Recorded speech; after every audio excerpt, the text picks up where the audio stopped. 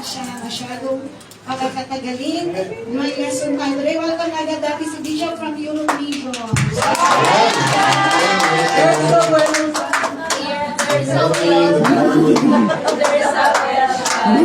Ako rin pala na welcome mo. Siyempre, it's good to be home, di ba? There's no place like Hong Kong. Hindi pa rin kayo mamahala. Okay. So, let us pray muna. God in heaven, we are so privileged na naman na ang salita mo ay aming matanggap. Salamat sa biyaya nito na alam naming biyaya ng pagpapalaya, ng pagpapagaling, at pagpapalakas sa amin.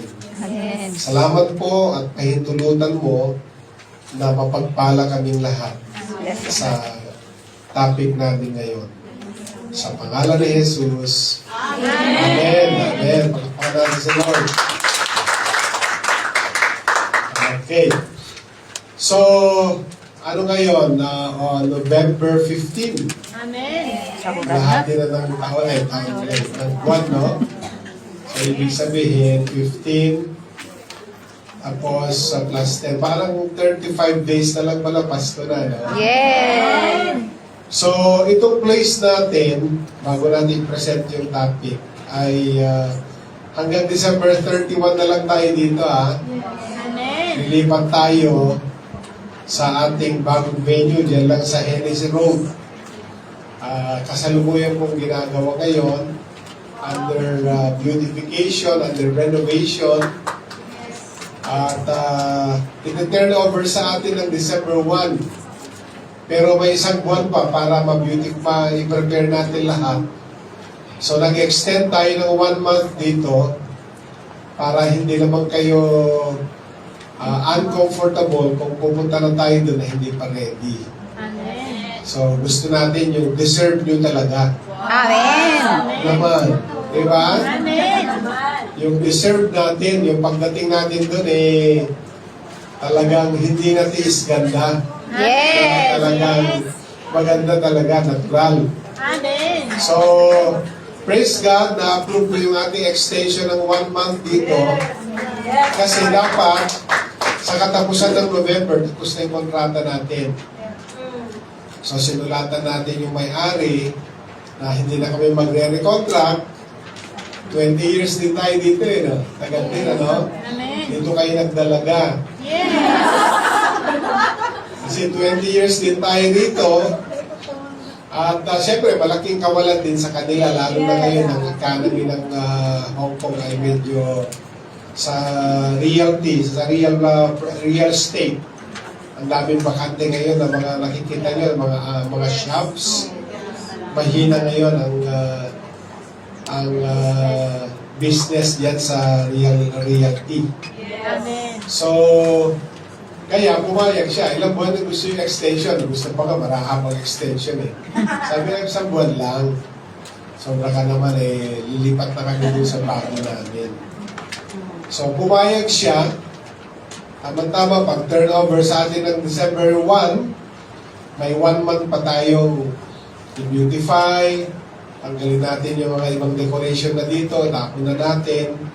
Kasi new house, new place, new home, di ba? Amen. Dapat new face. Diba? Kaya saka new joy. May dala siyang joy, di ba? Kaya pupunta tayo doon. Ang opening po natin, January 1, New Year din. So, grand opening yun Yes. ng new worship venue. Siguro, may soft opening tayo. Baka yung last Saturday nyo, doon na tayo, soft opening na. Pero January 1 talaga yung mag-ribbon cutting tayo. Okay? So, save the date. Please, labas nyo dapat sa January 1. Amen. At sabihin nyo kaamo pa, huwag ka lumabas kasi labas ko yan. Grand opening ng aming bagong church. Pwede ba yan? Okay, so excited kayo? Siyempre, nakaka-excite ka naman. Sino bang hindi ma-excite, no? So, very busy na ang ating schedule dahil marami tayong ginagawa. Itong tema ng November ay freedom. Ay yung kanta natin, no? Puro patungkol sa kalayaan. Sino rito ang malaya na? Amen! Sino dating bilanggo? Amen! Dating nakakulong? Amen! So yung dating nakakulong, na lumaya, ang tawag dyan ay ex-con. Yes. Ex-convict, di ba? Pero ang pinalaya ng Diyos, ganap ng malaya. Amen! Walang tatak, walang katibayan na tayo ay galing sa pagkabilanggo. Amen. Kasi paglabas natin sa bilanggo, nung pinalaya na tayo, sabi doon, at ganap na tayo malaya. Ang pinalaya ng anak ng Diyos ay ganap ng malaya. So ang aking nai-share ngayon ay freedom from sin's power. Ang kalayaan mula sa kapangyarihan ng kasalanan. Dati tayo ay makasalanan. Tama ba yan? Amen. Sino yung dati makasalanan na katulad ko? Amen. Okay. Kasi sabi po ng 1 John, if you say that you have no sin, you deceive yourself. Amen. And the truth is not in you. Amen. Pag sinabi mong ikaw ay di nagkasala, sabi niya, dinadayo mo ang iyong sarili at ang katotohanan ay wala sa iyo. Dahil, anong sabi ng Romans 6? For all have sinned. Diba? For all, sino yung all? Lahat. Kasama ba ako doon? Yes. Oo, aminado ako. Kasama ko sa all. Kasama kayo sa all? Yes. Oh. So, kasama tayo. Ang tawag doon, it's a tie. No? For all have sinned and fall short of the glory of God. Ano ibig sabihin ng fall short? Hindi nakarating sa pamantayan. Hindi niya naabot yung standard. At ano bang standard? Holiness. Ang standard ay righteousness. Amen. Walang nakaabot doon. We all fall short of the glory of God. So malaki ang problema ng tao. Kasi kahit anong pagpupumilit natin, hindi natin mararating yung standard na yon. We all fall short. Tama? So yung problema ng tao, sinulusyonan ng Diyos. Kasi alam niya na ang tao, wala siyang paraan, kakayanan, na marating yung standard na yun.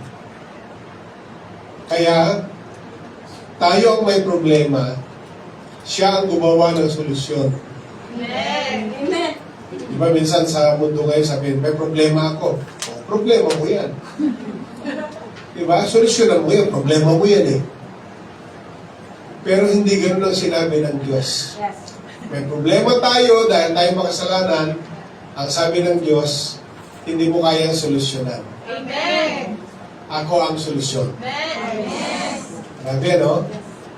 So, ang solusyon, kailangan siyang ipadala ng Ama sa lupa para siya ang maging kabayaran. Kasi, Romans 3:23, for the wages of sin is what? Death.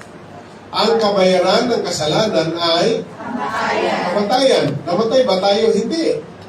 May namatay sa atin. May namatay para sa atin. May nagbayad para sa atin. Kaya, sabi nga nila, sa mundo daw, walang libre. Salvation lang. Amen. Hindi din. Libre sa atin, pero may nagbayad. Amen. One time po, umuwi ako sa amin, nung ako'y nag-aaral pa sa Maynila.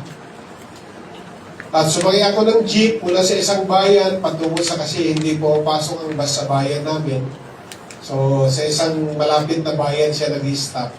Doon ka bababa. Tapos sasakay ka ng jeep papunta sa amin. So, sumakay ako ng jeep. At nung magbabayad na ako, sabi ng driver, ay wag na po. Sabi ko, sino kaya yung driver? Ba't hindi niya tinatanggap yung bayad ko? Kamag-anak ko kaya? Hindi naman, hindi ko kamukha. Kapitbahay namin kaya? Hindi din. Hindi ko kilala eh. So sabi ko, ba't tayo matanggapin yung bayad ko? Sabi niya, may nagbayad na po para sa inyo. Nung sabihin niya yon, hinanap ko sa pasahero kung sino yung nagbayad para sa akin. Tama? Inisa-isa ko at nakita ko yung kamag-anak ko, kasakay ko pala. Tapos sabi niya, Insan, okay na, binayaran ko na. So libre sa akin. Amen. Pero nagbayad siya para sa akin. Amen. So hindi libre, kasi may nagbayad. Yes. Ganun po ang salvation natin. Amen. Hindi libre, dahil nagbayad, may nagbayad. Amen. Pero dahil binayaran na niya at libre ka na, huwag mo na ipagpilit ang bayaran. Alam nga, kaya nung ipagpipilitan ko, ayaw tanggapin ng driver. Bakit? Kasi minsan lang magbayad. Amen. Pag tinanggap niya yun, dinaya niya ako, Yes. at dinaya niya yung naglibre sa akin. Tama? Amen. Kaya hindi niya dapat tanggapin kasi bayad na ako. Amen. So yung paralelism na yan ang nangyari sa atin. Pinipilit nating magbayad, hindi na tinatanggap yung bayad natin. Kasi binayaran na niya. Amen. And, paano niya binayaran? Once, isa lang bayad. And, for all. Minsan, ibig sabihin ng once, minsan para sa lahat. Oh. Yung minsan, kaya wala nang magpipinitensya. Amen. Di ba? Wala nang pagmahal na araw hindi maliligo. Di ba? Ganun eh. Bawal maligo ngayon. Bawal kumain ng karne. Bawal palaspas. Palaspas ba yun? Hindi. Penitensya. Huwag mo na saktahin sarili mo. Pagupit. Diba? Kasi once lang yung bayad. Amen. Binayaran niya tapos pinapahirapan mo yung sarili mo. Para mo sinasabing, yung ibinayad niya sa'yo, hindi sapat. Tama? Amen. Hindi ako nagbayad ako, kalahati na lang kunin mo kasi baka yung binayad niya, kalahati lang. Hindi, nung binayaran ako nung naglibre sa akin, binayaran niya ng buo. Kung magkano ang pamasahe, buo niyang binayaran. Amen. Hindi yung 150 na lang po kasi nilibre ka ng 150 nito na isang pamasahe nun eh.